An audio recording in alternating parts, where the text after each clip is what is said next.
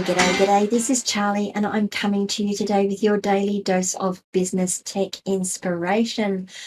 Today, we're going to be talking about the importance of when we send our emails, timing the sending of our emails. We are up to topic number 294 today.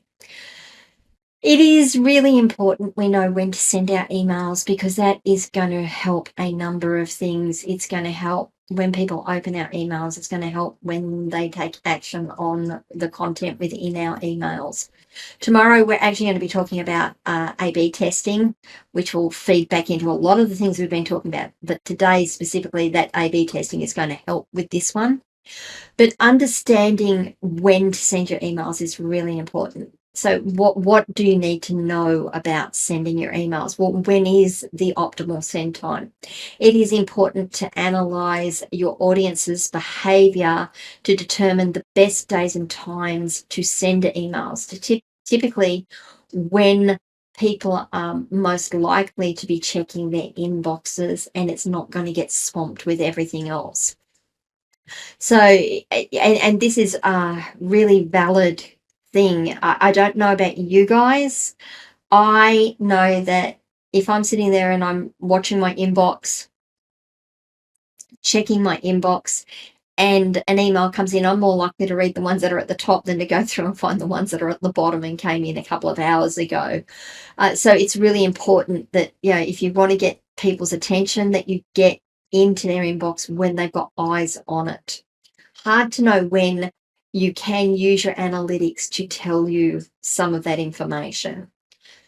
Segmenting your list by time zones may also ensure that your emails are sent at appropriate times for each recipient, which is then going to increase the chance of it being opened. So if you've got an email list that spans Australia, like all of Australia, we've got 5 time zones within Australia and America, sending an email that goes out at 10 a.m. on a Tuesday morning in Sydney is not going to be as successful, I would think, in Perth, because that's 7 a.m. in Perth if you're sending it at the same time. It's 7 or 8 a.m. in Perth, depending on whether we're in daylight saving time or not. And it's going to be the middle of the night, effectively, if it's Eastern time in the US. And that just means that when people get up, there's going to be a whole heap of other emails that have come in after that one, and it's going to get lost. So segmenting your list by time zones and knowing when people's time zones are is probably a good thing to do, so that it gets in the email at times when they've got eyes on their inbox. Using behavioural triggers such as abandoned cart reminders or post-purchase follow-ups to send timely emails based on specific user actions it is also beneficial. So it's not just, when are we sending out our campaigns, it's, has someone been to our site? Have they started to undertake a purchase process and abandoned it? So there's a shopping cart sitting there with product in it that they've not finished the sales process.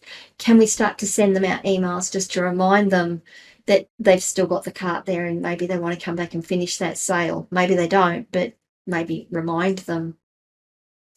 Maintaining a consistent schedule of sending those emails is also important.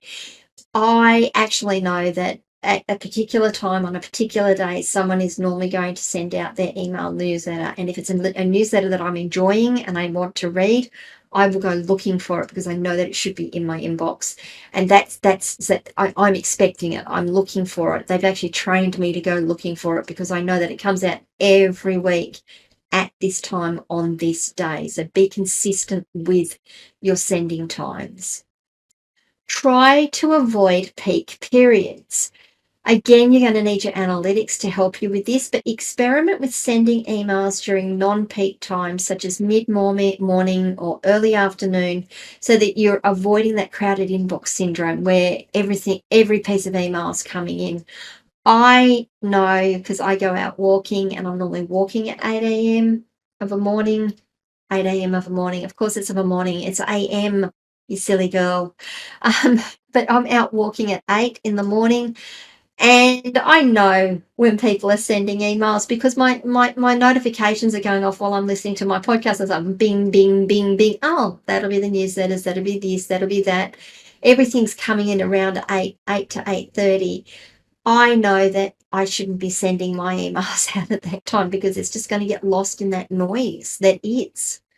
So try different times to see when you get better results. Again, you're going to need your analytics to do all this.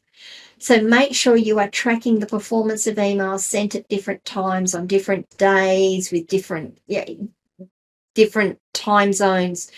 Monitor it all. Have a look at it. Do your analysis and see what has worked, what is working better for you and what isn't. It's so important to do that. Alrighty, well, that's it for this episode. I would love to know your comments, your challenges, what you found, what has worked, what hasn't worked. You know the deal. Leave comments, send us DMs, come across to Locals, askcharlyleetham.locals.com and join the conversation there.